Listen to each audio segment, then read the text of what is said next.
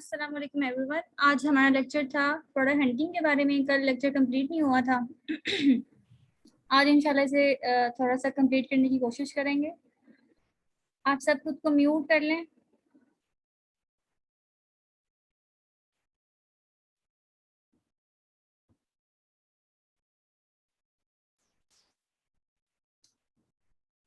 जी, तो कल मैंने आपको इस बारे में थोड़ा ओवरव्यू दिया था कि आपने जंगल स्काउट में प्रोडक्ट्स को किस तरीके से हंट करना है, ठीक है।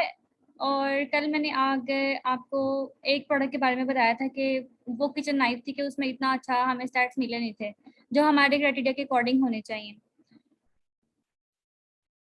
सही है, तो कल जो चीज़ें रहेंगी थी वो आज डिस्कस करेंगे। एक तो ये वाला टूल था ना कि इसमें हमने प्राइसेस वगैरह, मंथली सेल्स, डेली सेल वगैरह और मंथली रेवेन्यू वगैरह देखा था।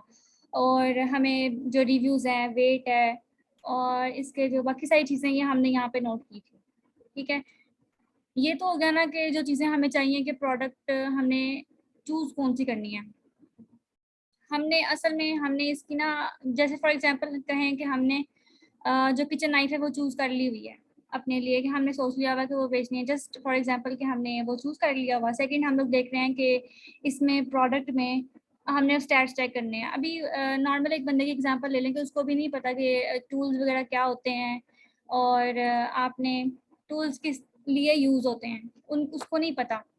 उसने सिंपल कह दिया कि मेरा कोई दोस्त है जानने वाला वजीराबाद में या सियालकोट में, वो पैंट्स वगैरह बेचता है मोटर बाइक वाली। जैसे I have one our supplier जो वो ये लोग बेच रहे हैं, वो ऑलरेडी मैं अपने अकाउंट पे सेल कर रही हूँ प्रोडक्ट्स, ये मोटर बाइक वगैरह, पैंट्स वगैरह, ये मैं वहाँ पे सेल कर रही हूँ। तो अच्छा, जैसे कह रहे हैं कि पाकिस्तानी कोई क्लाइंट है, वो ये बोल रहा है कि मैं ये वाली प्रोडक्ट सेल करना चाह रहा हूँ। तो अगर वो चाहे कि मैं स्टैट्स वगैरह चेक करूँ कि ये अमेज़न पे सेल करने के काबिल है कि नहीं, तो वो स्टैट्स जो हैं वो चेक करने के लिए जंगल स्काउट के ऊपर आएगा।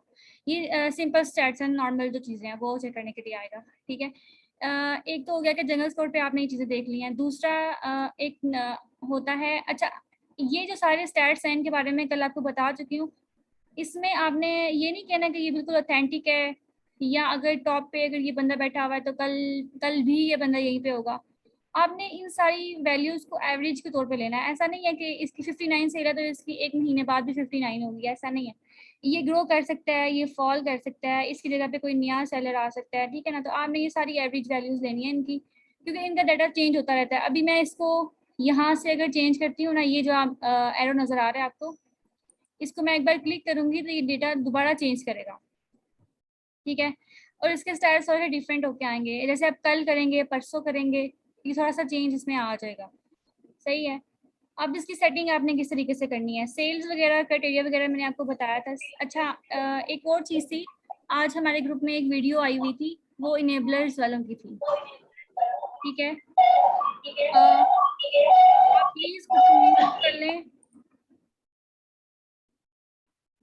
अच्छा, कल जो वीडियो हमारे ग्रुप में आई हुई थी वो, अच्छा मैं बताती हूँ कि जो अमेज़न के लिए लोग, हमारे पाकिस्तान में लोग, जो बड़े लोग हैं जो लॉन्च कर रहे हैं, जो ऑलरेडी इन चीज़ों में एंटर्ड हैं, वो उनमें से कुछ इनेबलर्स वाले हैं, कुछ एक्सट्रीम कॉमर्स के हैं, रिजवान जफर है, ई कॉमर्स आउटसेट है। इन सब ने ना लॉन्चेस की हुई हैं, मतलब अमेज़न के ऊपर इन्होंने अपनी प्रोडक्ट लॉन्च की हुई है, प्रोडक्ट्स सेल करने के लिए। ये प्रोडक्ट्स है ना, जैसे फॉर एग्जांपल अमेज़न पे किसी ने कोई प्रोडक्ट जो है लॉन्च की हुई है,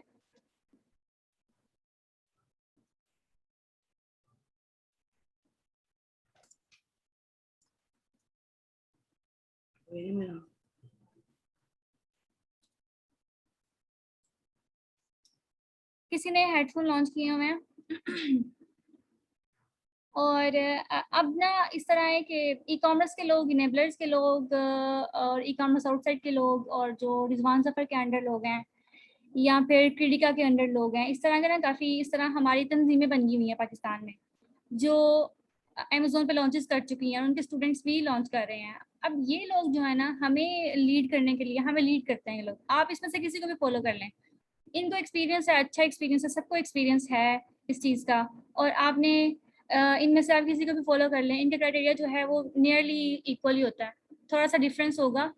जैसे जैसे मैंने कल आपको ये वैल्यूज़ वगैरह बताई थी, इनमें थोड़ा बहुत डिफरेंस होगा। लेकिन ना आपने हमेशा, मैं वही बात कह रही हूँ कि आपने इनको एवरेज कंसीडर करना है, आपने इनको पेट कंसीडर नहीं करना कि अगर 6.81 इस बंदे ने प्राइस रखी तो मैंने इसको 6.81 ही रखना है। कल मैं आपको बता रही थी कि प्राइस में कंसिस्टेंसी होनी चाहिए। अभी देखें इसकी प्राइस में कंसिस्टेंट है ना। अभी अगर ये 10 लोग बैठे हुए हैं, पहले वाले 10 लोग, इसमें से आप देखें मोस्टली लोगों की 6.5 6.5 6.5 है, सिर्फ एक बंदा की 3 है। इतना तो चलता है कि 10 लोगों में से अगर 2 लोग इस तरह के हैं भी तो फिर भी कोई इशू नहीं है। लेकिन इसमें इतना डिफरेंस नहीं है। कल जो प्रोडक्ट थी जैसे किचन नाइफ है, उसमें इतना बहुत ज़्यादा डिफरेंस था। 39 की है, कुछ 29 की बेच रहे हैं, कुछ 15 की बेच रहे हैं, और एक बंदा 4 पे बैठा हुआ था, 4 पाउंड की बेच रहा था, तो उसमें कंसिस्टेंसी नहीं थी। हमें जो है ना एक कंसिस्टेंट प्रोडक्ट चाहिए। तो हमारे ना इस बारे में आज ग्रुप में काफ़ी क्वेश्चंस आ रहे थे कि कंसिस्टेंसी का क्या मतलब है। इसका मतलब ये है कि ये जो प्राइसेस हैं, अब देखिए ना, एक चीज़ की एवरेज क्या होती है, एवरेज कैसे निकालते हैं। जैसे एक बंदा ये 6.46 पे बैठा हुआ है, 4 3 5 5, इन सबको आप प्लस कर लें और इसको डिवाइड कर दें, जितने ये लोग हैं 10 लोग हैं, और इन सब की वैल्यूज को प्लस करके 10 पे डिवाइड कर दें, तो वो आपकी एवरेज निकल आएगी। ये उसने एवरेज प्राइस बताई हुई है 6.81। तो कंसिस्टेंसी ये है कि सिर्फ 1 पाउंड का डिफरेंस है, हाफ पाउंड का डिफरेंस है। ये देखिए ये 6.49 है ना, ये 6.99 है, इसमें हाफ पाउंड का डिफरेंस है, नियरली 59 पेंस का डिफरेंस है। पेनी में बात करते हैं ना, पाउंड जो है उसको अब अगर लोग पे उसको जैसे डॉलर्स में सेंट होते हैं, वैसे पाउंड में पेनी होती है।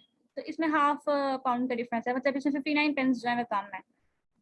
तो ठीक है, ये कंसिस्टेंट है। प्राइस इसकी ठीक है कि अगर आप किसी को कंसीडर करना चाहें, यहाँ से आप किसी एक प्राइस आप इसकी इतनी चूज कर सकते हैं। लेकिन ना 6.81 में ये होता है कि आपने हर चीज़ मैनेज करनी होती है। आपने एफपीए की फी भी रखनी है, आपने अपनी जो सोर्सिंग प्राइस है वो भी रखनी है, पैकेजिंग की प्राइस भी रखनी है, फिर डिस्पैच की सर्विस है वो भी आपने रखनी है। अगर आप खुद वहाँ पे एज अ मर्चेंट वहाँ पे डिस्पैच कर रहे हैं वो भी आपने रखना है, सही है ना। क्योंकि अगर एक तो आप एफबीए कर रहे हैं, फुलफिलमेंट अमेजोन कर रहे हैं, उसमें आपने अमेजोन को पे कर देना, लेकिन मर्चेंट में भी आपने अमेजोन को फी तो नहीं पे करनी, लेकिन फिर भी आपको रॉयल मेल के चार्जेस तो पड़ेंगे अगर आप यूके में कर रहे हैं। रॉयल मेल के चार्जेस जो हैं वो ग्राम्स के हिसाब से, किलोग्राम के हिसाब से होते हैं। जैसे अगर 100 ग्राम की प्रोडक्ट है ना, 100 ग्राम से जो लो वाली है, जो नीचे नीचे है 100 ग्राम से, उनकी 0.66 पेंस आपको पड़ता है 1 आइटम का, तो वो आपने पे करना है। डिस्पैच की उनकी सर्विस के ये चार्जेस हैं। इसके अलावा आपने अगर आप अपने घर में रख रहे हैं तो फिर आपको जाहिर है जो आपके स्टोरेज चार्जेस हैं, ये फुलफिलमेंट चार्जेस हैं, आपको कोई रिलेटिव कर रहा है तो वो तो आपके बच जाएंगे। लेकिन जो आपकी फीस है, सॉरी डिस्पैच कर रॉयल मेल की जो चीज़, वो आपने पे करनी है। और इन केस एफबीए आप कर रहे हैं तो एफबीए में आपने अमेजोन को बोलना है कि आपका वेयर हाउस है, आपके वेयर हाउस में इतनी इन्वेंट्री में पहुंचा रही हूँ, आपने उसको फुलफिलमेंट भी करनी है, आपने उसको सही तरीके से स्टोर भी रखना है कि इन्वेंट्री खराब ही ना हो, आपने उसको स्टोरेज चार्जेस पे कर देने, उसको बोल देना कि आपने मेरे भी हाफ पे आइटम को डिस्पैच करना है और मैं भी आपको एफबीए की फी पे कर रहा हूँ, ठीक है ना। आपने इस तरीके से एफबीए में काम करना है। तो सिंपल वर्ड्स में प्रोडक्ट को मैंने हंट कर लिया। जस्ट फॉर एग्जांपल कि इस प्रोडक्ट को मैंने हंट कर लिया, भाई ये एक ना स्ट्रॉ है, ड्रिंकिंग स्ट्रॉ है, पेपर स्ट्रॉ है, ठीक है। इसमें इस प्रोडक्ट में क्यों नहीं जाना ये मैं भी आपको बताऊंगी कि ये क्यों मैं चूज नहीं कर रही, ये मैं इसको क्यों रिजेक्ट कर दूंगी। लेकिन जस्ट फॉर एग्जांपल कि मैंने ये चूज कर लिया है, मैंने इसको चाइना से सोर्स भी करवा लिया, सप्लायर भी मैंने ढूंढ लिया है, मैंने सब कुछ कर लिया। अब मैंने शिपमेंट प्लान अपना बना लिया है कि मैं इतनी 1000 यूनिट जो है वो मैं अमेजोन के वेयर हाउस में भेजने वाली हूँ यूएसए में, क्योंकि यूएसए को अभी अलो किया पाकिस्तानियों ने के लिए। तो मैं यूएसए में ज़ाहिर करूँगी, तो मैं वहाँ पे भेज दी है मैंने। अब मैं चाह रही हूँ कि मेरा वहाँ कोई रिलेटिव नहीं है और जो रिलेटिव्स हैं वो बिजी हैं, उनको तो नहीं डिस्टर्ब करना चाहिए, ठीक है। आप बेहतर ये है कि अमेजोन जो आप अमेजोन के जरिए करवाएं, क्योंकि अमेजोन बहुत अच्छी सर्विसेज आपको प्रोवाइड करता है, लेकिन उसके लिए यह है कि आपको उसको पे करना पड़ेगा। वो तो ऑफ कोर्स आप कोई और भी वहाँ पे देखते हैं ना, इस तरह के ना सप्लायर्स यूके में भी मिल जाते हैं जो आपकी प्रोडक्ट को आपकी भी हाफ पे फुलफिलमेंट भी कर देते हैं, ठीक है। अगर किसी को चाहिए तो वो मुझसे रब्ता कर सकते हैं फुलफिलमेंट की सर्विसेज के लिए। तो इस तरीके से ना, लेकिन अमेजोन सबसे बेस्ट है, अमेजोन को प्रेफर करें। वो आपकी इन्वेंट्री का बड़ा सही तरीके से उसको डिस्पैच करते हैं, टाइमली डिस्पैच करते हैं, डिलीवर भी टाइम पे हो जाता है। एक होता है डिस्पैच करना, एक होता है डिलीवर करना है। उन्होंने अपने वेयर हाउस से भेज दिया है, इसका मतलब है वो डिस्पैच हो गया। उन्होंने अब अगर फॉर एग्जांपल मेरा सप्लायर है, उसने डिस्पैच कर दिया है, डिस्पैच का मतलब है कि वो रॉयल मेल के ऑफिस में आपकी प्रोडक्ट्स को छोड़ आया है, ठीक है। अब रॉयल मेल की सिर दर्द है कि उसने 1 डे के अंदर, विद इन 1 डे उसने उसको डिलीवर करना है, तो डिलीवरी भी टाइम पे कर देगा अमेजोन। तो डिस्पैच में और डिलीवर में ये डिफरेंस है। ठीक है। बाकी जो मैं बता रही थी कि जो डिफरेंट फाउंडेशंस हमारे कंट्री में बन चुकी हुई हैं, अच्छी बात है, बहुत अच्छी बात है कि हर लोग जो हैं लोगों को एम्पावर करने की कोशिश करें। आप इसमें से किसी को भी फॉलो कर लें, जहाँ से आपको समझ में आता है उनको आप फॉलो करें। आप यूट्यूब पे प्रोडक्ट हंटिंग के बारे में वीडियो सर्च करें, वो आप वॉच करें। जहाँ आपको ये वाले लेक्चर समझ आते हैं आप इनको फॉलो करें, आप उनको, आपको उनके लेक्चर समझ आते हैं उनको फॉलो करें। लेकिन ना आपने सिर्फ इतना ध्यान रखना है कि जो क्राइटेरिया मैंने आपको बताया था वो एक्सट्रीम कॉमर्स का है, इनेबलर्स का नहीं है वो। और ये नहीं है अब आप परेशान हो जाए कि हम किसको फॉलो करेंगे, कौन से वाले को, कौन सा वाला सही है। तो सही गलत की बात नहीं है, बात ये है कि इन्होंने इन्होंने अपने एक्सपीरियंस के अकॉर्डिंग जो है क्राइटेरियाज बनाए हुए हैं। तो आपने फॉलो किसको करना है? फॉलो आपने किसी एक को नहीं करना, आपने इस तरह करना है कि एवरेज वैल्यू निकाल लेनी है ना। जैसे जैसे इस बंदे ने इस सॉरी टूल है, टूल ने आपको एवरेज बता दिया कि भाई इतने की प्राइस अगर आप लगाएंगे तो फिर ठीक रहेगा। ये नहीं है कि पेट इतने की लगा लेनी है, इसमें से कोई एक प्राइस जो आपको कंप्यूटर आप चूज कर रहे हैं इसमें से कोई एक बंदा आपने चूज कर लिया, इसकी प्राइस आप कॉपी कर लें, इसकी कर लें, इसकी जो भी आपको सूट कर रही है। सही है। तो इस तरीके से आप लोगों ने किसी एक बंदे को चूज कर लेना, सेम यही है। और इस तरीके से आप लोगों ने ये जो फाउंडेशंस बनी हुई हैं उनकी, उनका जो क्राइटेरिया है उसकी एवरेज निकाल के एवरेज ही चूज करनी होती है ना, जाहिर है।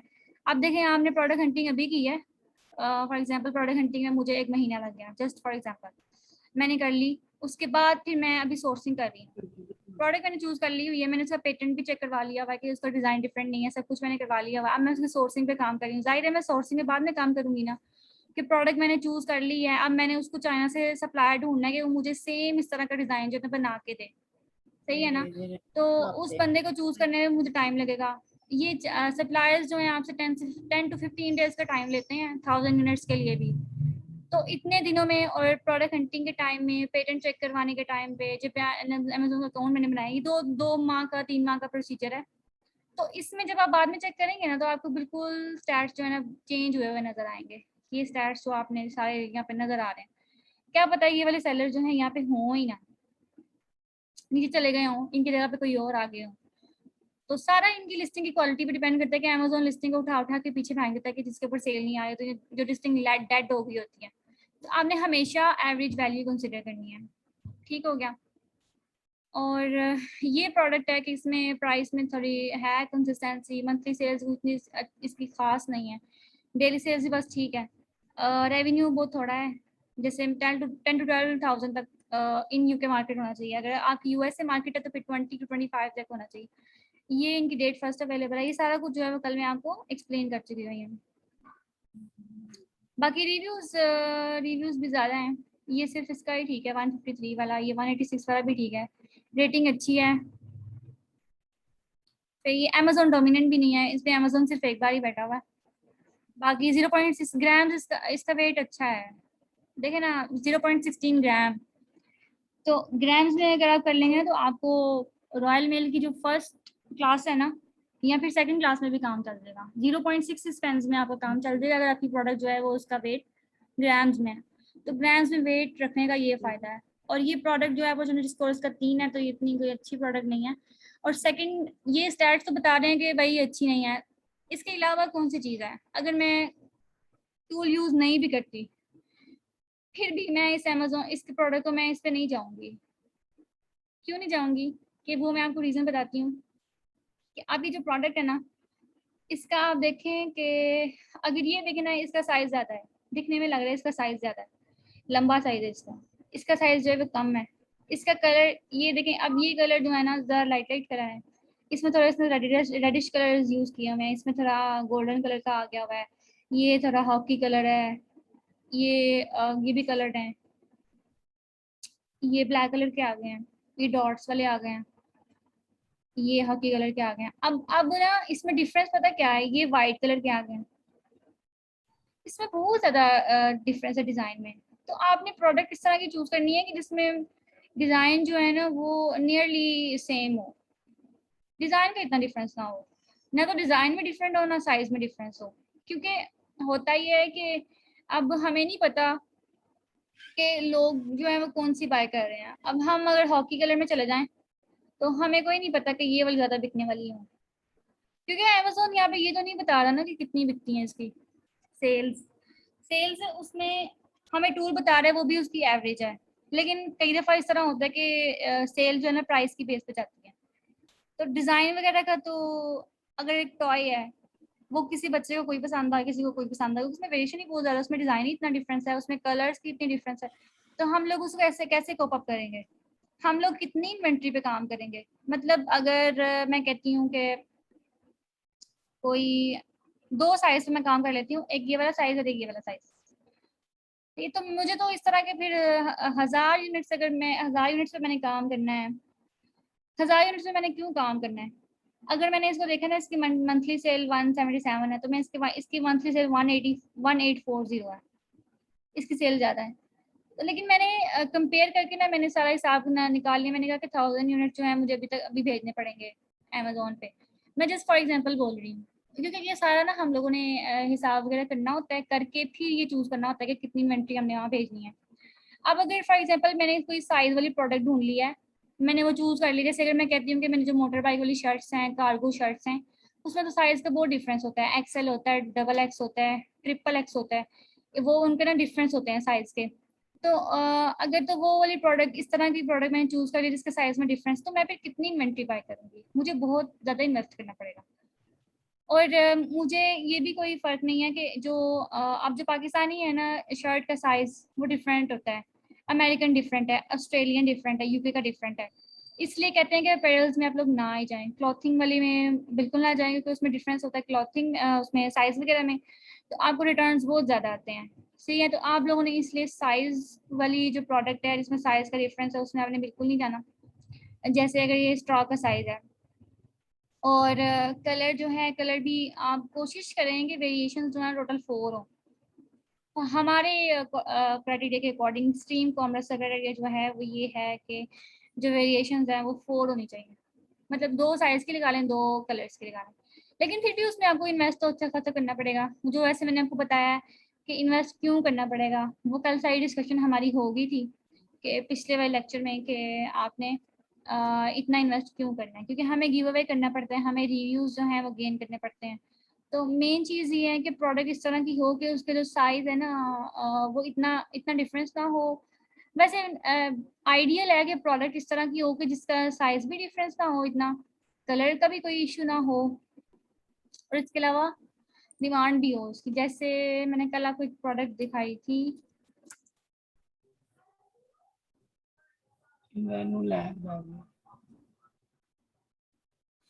अब इसका देखें ना, कोई इतना कलर डिफरेंस है, नियरली सेम है। ज़्यादातर लोग ना ब्लैक वाले बैठे हैं, तो इसका मतलब हमें ना नियरली लग रहा है कि एवरेज लोग जो है ना ब्लैक कलर का खरीद रहे हैं। सही है ना? तो इस तरह की प्रोडक्ट हो कि जिसका साइज़ का भी इतना डिफरेंस ना हो और कलर का भी डिफरेंस ना हो, वेरिएशन ज़्यादा ना हो उसकी, तो इस तरह की प्रोडक्ट में हम लोग जा सकते हैं। लेकिन ज़रूरी नहीं है कि अब आप ये वाली प्रोडक्ट चूज़ कर लें, ऐसा नहीं है। इस प्रोडक्ट का सिर्फ़ आपको सिर्फ़ जो डिज़ाइन है और ये, अच्छा एक वेरिएशन होती है, वेरिएशन अक्रॉस द पेज। ये वेरिएशन अक्रॉस द पेज है कि पहले पेज पे जो वेरिएशन नज़र आ रही है, that is variation across the page. आपने 2 चीज़ें देखनी है कि इस पेज के ऊपर कितनी वेरिएशंस हैं। दूसरा आपने क्या देखना है कि जब प्रोडक्ट को आप लोग खोलेंगे, इसको नहीं खोलें, आप प्रोडक्ट कोई और देख लें।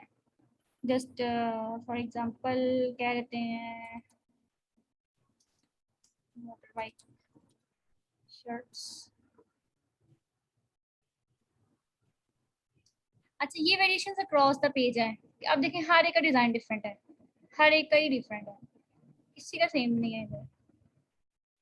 लेकिन अब इसको आप खोल के भी देखें ना, तो इसका साइज़ का भी काफ़ी, इसने अब कहा हुआ है कि 3 कलर्स और पैटर्न्स हैं इसके, इसका 1 कलर और पैटर्न है इसका। मतलब हर एक ने अपना-अपना जो है, जो उसको सूट किया है वो उसने, ये देखो इसका कलर भी है और साइज़ का भी कितना है इसमें डिफरेंस। मतलब इसने इतनी इन्वेंटरी इसने रखी हुई है। इस साइज़ की small, medium, large, XL, double X और ट्रिपल एक्स रखा हुआ है इसने। ठीक है ना? तो ये इसने कलर वगैरह भी रखे हुए हैं। तो आपने आपने इस तरह की प्रोडक्ट में नहीं जाना। ठीक है ना। ये वेरिएशन होती है जो इसकी साइज की और कलर की वेरिएशन होती है। एक तो वेरिएशन है क्रॉस द पेज, दूसरी वेरिएशन है ये वाली साइज की और कलर की। तो प्रोडक्ट इस तरह की हो कि साइज उसका नियरली सेम हो, कलर भी सेम ही हो, क्रॉस द पेज भी, और जब खोल के इसको देखें तब भी सेम ही हो, ताकि आपको इतनी हेडेक करनी ना पड़े। अच्छा, मेरा जो पर्सनल एक्सपीरियंस है इन शर्ट्स के बारे में, और मोटर बाइक वाली जो शर्ट्स हैं, वैसे वो ये वाली शर्ट्स नहीं है, लेकिन ना उनमें डिफरेंस उसमें ना रिटर्न बहुत ज़्यादा है। अब देखिए, अमेजोन जो आपको बोलता है कि हम फ्री रिटर्न, सेलर जो है ना लोगों को अट्रैक्ट करने के लिए ना बोलते हैं फ्री रिटर्न। फ्री रिटर्न का मतलब ये है कि जब एक बंदा है ना, उसने ना ये एक्सेल वाली मंगवा ली है, तो अब वो उसने ले लिया है, लेकिन वो है तो बॉडी बिल्डर है, ज़रा सा मोटा है, तो उसको पसंद नहीं आई है, उसको फिर अटक गई है। तो वो क्या बोलेगा कि मुझे मैसेज कर देगा, अगर फॉर एग्जांपल मैं यहाँ पे बेच रही हूँ, मुझे मैसेज कर देगा। अब अमेजोन बोलेगा कि भाई इसका इशू इशू जो है वो सॉल्व करो। अब ये मुझे बोलेगा कि मुझे तो रिटर्न करवानी है। तो मैं बोलूँगी ठीक है, मेरे पास और कोई ऑप्शन ही नहीं है। अच्छा, मैंने काफ़ी रिटर्न उसके फेस किए हुए हैं। ऐसा ही होता है इसमें, अपैरल्स में ऐसा ही होता है।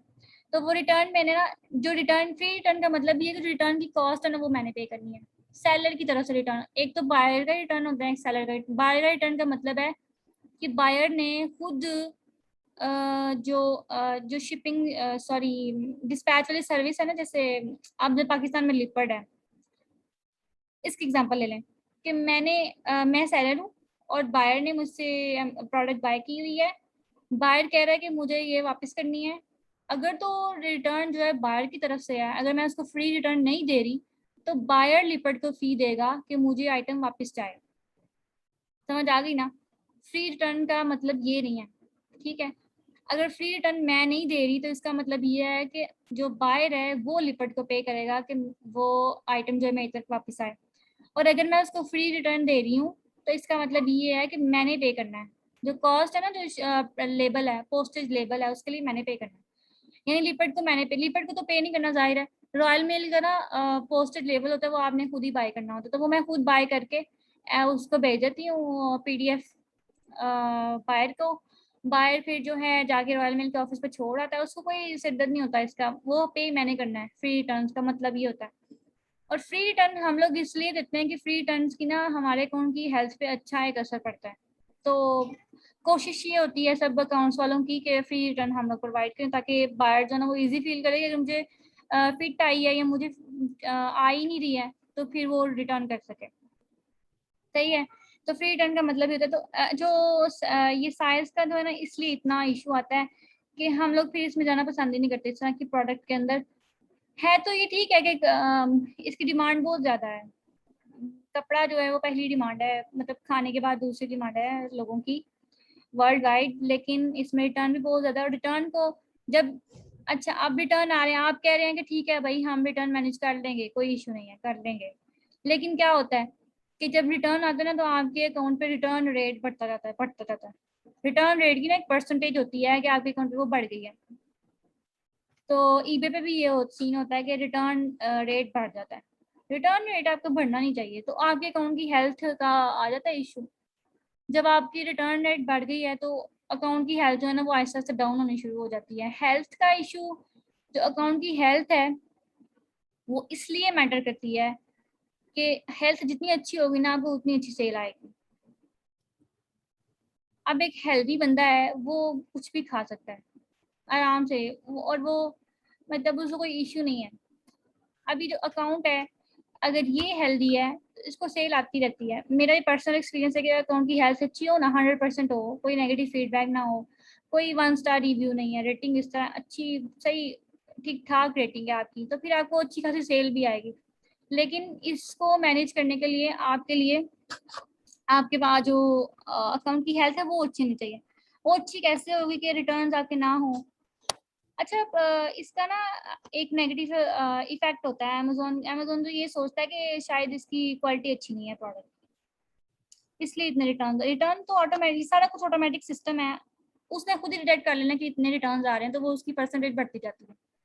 आप उसमें वो लंबी लंबी तमहीदें नहीं बांध सकते, आप उनको ये एक्सप्लेनेशन वगैरह नहीं दे सकते। समटाइम्स हो भी जाता है, लेकिन वो एक्सेप्ट नहीं करते। एक्सेप्ट के बाहर खुद आके बोले कि ये साइज का डिफरेंस था, इसलिए मैंने रिटर्न किया। तो इतना बाहर कोई, ये लोग इतने फ्री नहीं होते कि आगे आपको 1 बाय 1 एक्सप्लेनेशन।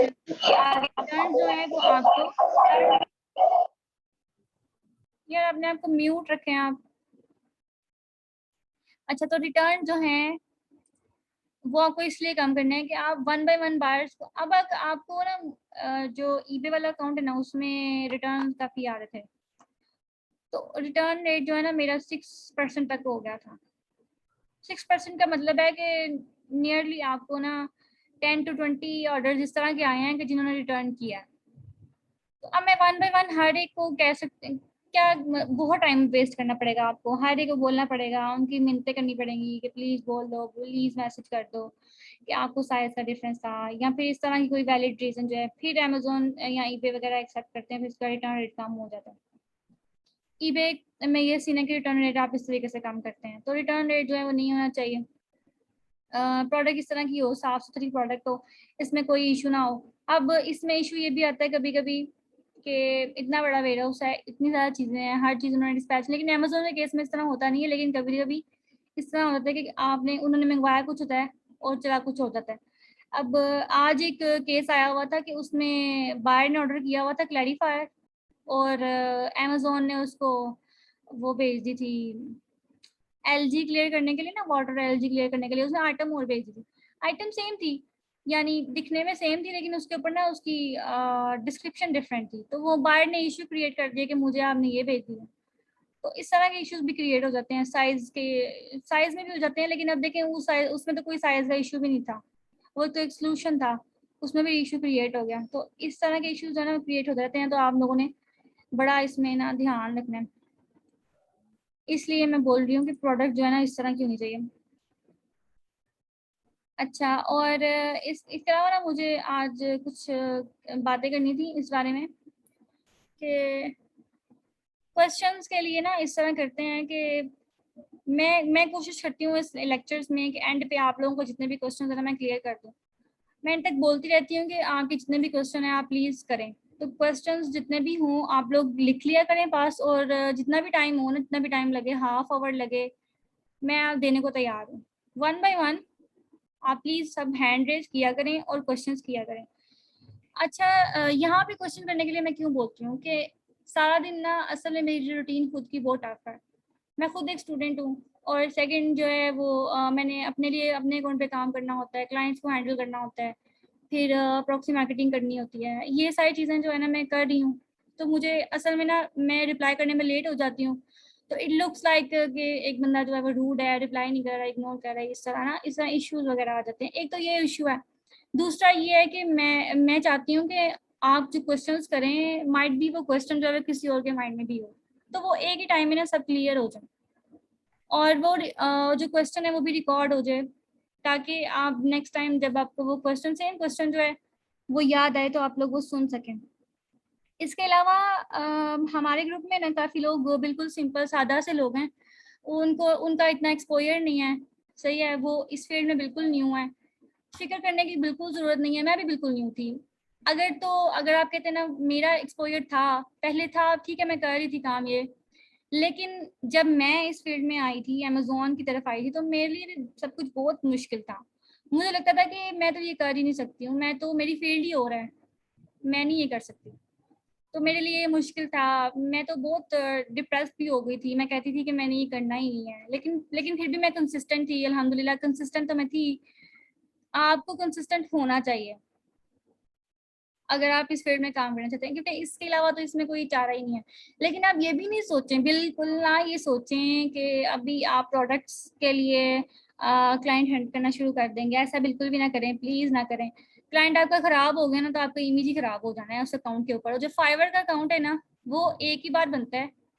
इस तरह होता है कि एक लैपटॉप पे ना एक बार बनता है, और कभी कभी तो वो आईडी कार्ड की आइडेंटिफिकेशन भी मांग लेते हैं, कभी कभी नहीं मांगते। लेकिन एक लैपटॉप पे आप एक ही अकाउंट लॉगिन कर सकते हैं। अगर आपने दूसरा अकाउंट लॉगिन किया ना, दूसरा अकाउंट बनाया आपने, तो वो आपका सस्पेंड हो जाना है, मैं आपको पहले बता रही हूँ। इसलिए अभी आपने बिल्कुल नहीं करना, आप एक अकाउंट बना लेंगे, आपको क्लाइंट मिल जाएगा, अल्लाह करे मिल जाए, इंशाल्लाह मिल जाते हैं। लेकिन ना अगर आप उसको ख़राब करेंगे अकाउंट को, तो अकाउंट जो है वो ख़राब हो जाएगा, उस पर रिव्यू बैड आ जाएगा, तो फिर फ़ायदा नहीं है। तो इसलिए अभी आप प्लीज़ कोशिश करें कि आपके जो क्वेश्चंस हैं वो क्लियर हो जाएं, लेक्चर को ध्यान से सुने, नॉलेज जहाँ से भी मिलता है वो वहाँ से सुने। अब जो हमारे ग्रुप में बड़े सादा से लोग हैं, उनका एक्सपीरियंस नहीं है, उनको उनको ना इन टर्मिनोलॉजीज़ का नहीं पता कि डिस्पैच का क्या मतलब है, और ऑर्डर जो है वो डिलीवर करने का, ये तो मतलब ये सारी इंग्लिश वाली चीज़ें हैं ना, इंग्लिश आनी चाहिए ना। तो इंग्लिश के एक्सपोजर के लिए आप लोग प्लीज़ कोशिश करें कि खुद में जो है वो इंग्लिश में अपने व्यूज़ एक्सचेंज किया करें, इंग्लिश में बातचीत किया करें, ताकि आपकी इंग्लिश जो है वो इम्प्रूव हो। तो ये सारी चीज़ें हैं कि आप लोगों ने खुद इसको इम्प्रूव करना है। अगर आप खुद इस फील्ड में आना चाहते हैं, करना चाहते हैं कुछ, तो फिर आपको खुद एफर्ट करनी पड़ेगी। आपके लिए तो मैं हूँ ना कि मैं आपको क्वेश्चंस के आंसर देने के लिए तैयार हूँ। मैं बताती हूँ आपकी क्लैरिटीज़ जो आपकी कन्फ्यूजन है वो क्लियर करती हूँ। लेकिन मेरे टाइम में जब मैं थी तब मुझे कोई बताने वाला नहीं था कि मैं कहती कि इजीली चलो मैं लेक्चर के दौरान क्वेश्चन कर लूँगी। मैं खुद सर्च करती थी, मैं गूगल को मैंने यूज़ किया, मैंने यूट्यूब को यूज़ किया, मेरे जो सीनियर्स हैं उनके साथ मैं कॉन्टैक्ट रहा, और मैंने मतलब मैंने बहुत हाथ पाँव मारे हैं, बहुत कुछ मैंने किया है, करने के बाद मैं यहाँ तक पहुँची हूँ। और आपके लिए तो एक गोल्डन चांस है, बहुत अच्छा चांस है कि आप लोग यहाँ पे क्वेश्चंस कर सकते हैं और अपने जो कन्फ्यूजन है वो क्लियर कर सकते हैं। लेकिन इसके बाद भी जिनके माइंड में क्वेश्चंस आते हैं, बिल्कुल बेसिक क्वेश्चन आते हैं कि इस वर्ड का मतलब समझ में नहीं आया, तो आप गूगल पे जाएं, वो वर्ड लिखें, उसकी बहुत लंबी एक्सप्लेनेशन आ जाएगी।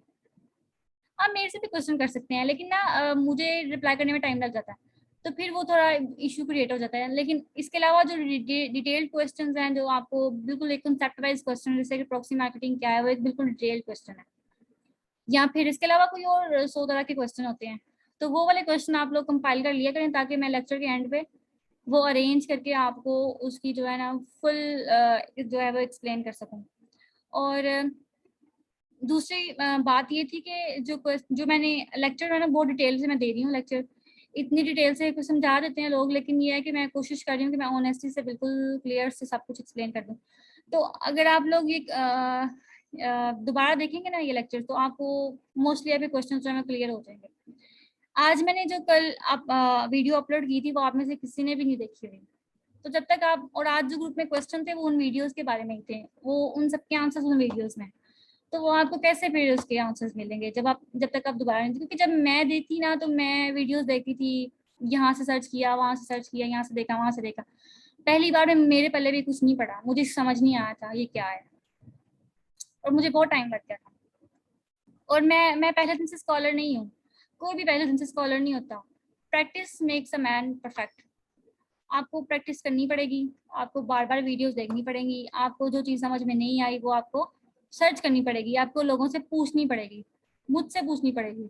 आप लोग बिल्कुल फ्री ऑफ हैंड, आप लोग बिल्कुल झिझके ना क्वेश्चन करने वक्त, जिसको थोड़ी झिझक महसूस हो रही है कि मैं कैसे क्वेश्चन करूं, वो चैट में लिख लिया करें, लेकिन आप क्वेश्चन ज़रूर किया करें। आपने जो, क्योंकि मेरा मकसद है यहाँ पे आपको सिखाना, कि मैंने आपको यहाँ पे सिखाना है, सिखा कर भेजना है, आपको बताना है कि अमेज़न क्या है और आपने यहाँ पे सेल किस तरह करना है, क्योंकि आप लोगों ने नेक्स्ट अपकमिंग डेज में या नेक्स्ट मंथ में आप लोगों ने क्लाइंट्स के लिए काम करना है, फिर आप लोगों ने नियर फ्यूचर इंशाल्लाह अपने लिए काम करना है। तो फिर आप लोगों के लिए ज़रूरी ये है कि अभी से आप लोग सीख लें, एक्सपर्ट हो जाए, ताकि आप लोग आगे भी काम कर सकें। मैंने पहले नंबर पे ये बताया था कि अभी सिर्फ आपका जो फेज़ है ना वो लर्निंग वाला है।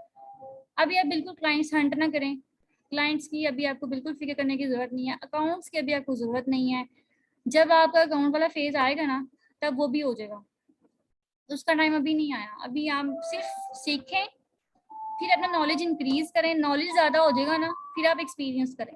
3 फेजेस हैं, लर्निंग करें, नॉलेज अपना बढ़ाएं। नॉलेज बढ़ाने का मतलब ये है कि आपको पता हो कि लिस्टिंग किसी बंदे की ख़राब है, तो वो ख़राब क्यों है, कहाँ से इशू आ रहा है, इस लिस्टिंग में इशू कहाँ पे है। जैसे मैं लिस्टिंग किसी बंदे की देके बता सकती हूँ कि इसमें इशू क्या है, उसको सेल क्यों नहीं आ रही, ठीक है ना। मैं उसका अकाउंट देके चेक करके बता सकती हूँ कि उसमें इशू क्या आ रहा है, कहाँ पे आ रहा है, ठीक है ना।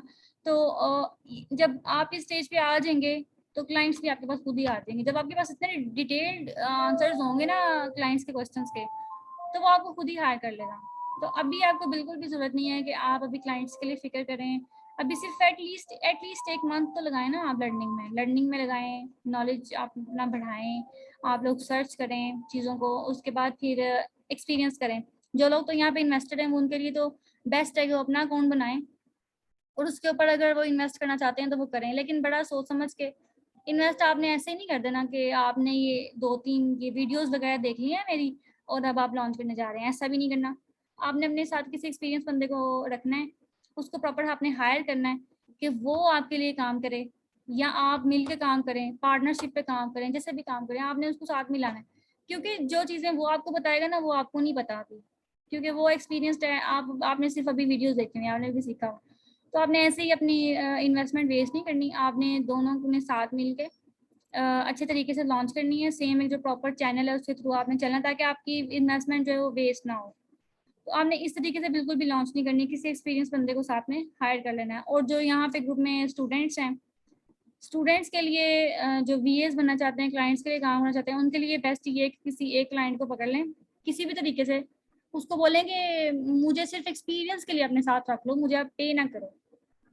एक्सपीरियंस एक बहुत बड़ी चीज़ है, बहुत बड़ी चीज़। अगर आपको एक्सपीरियंस आ गया ना तो फिर आपके पास क्लाइंट्स भी खुद ही आ जाए। लेकिन आपने उनको इसलिए कन्विंस करना है कि मैं सिर्फ एक्सपीरियंस के लिए आपके साथ काम करने को बिल्कुल तैयार हूँ, तो वो आपको अपने साथ रख लेगा, खुशी खुशी रख लेगा। कुछ लोग रख लेते हैं क्योंकि वो इतना पे कर नहीं सकते होते। तो एक्सपीरियंस के लिए आपने उनके साथ अटैच हो जाना है।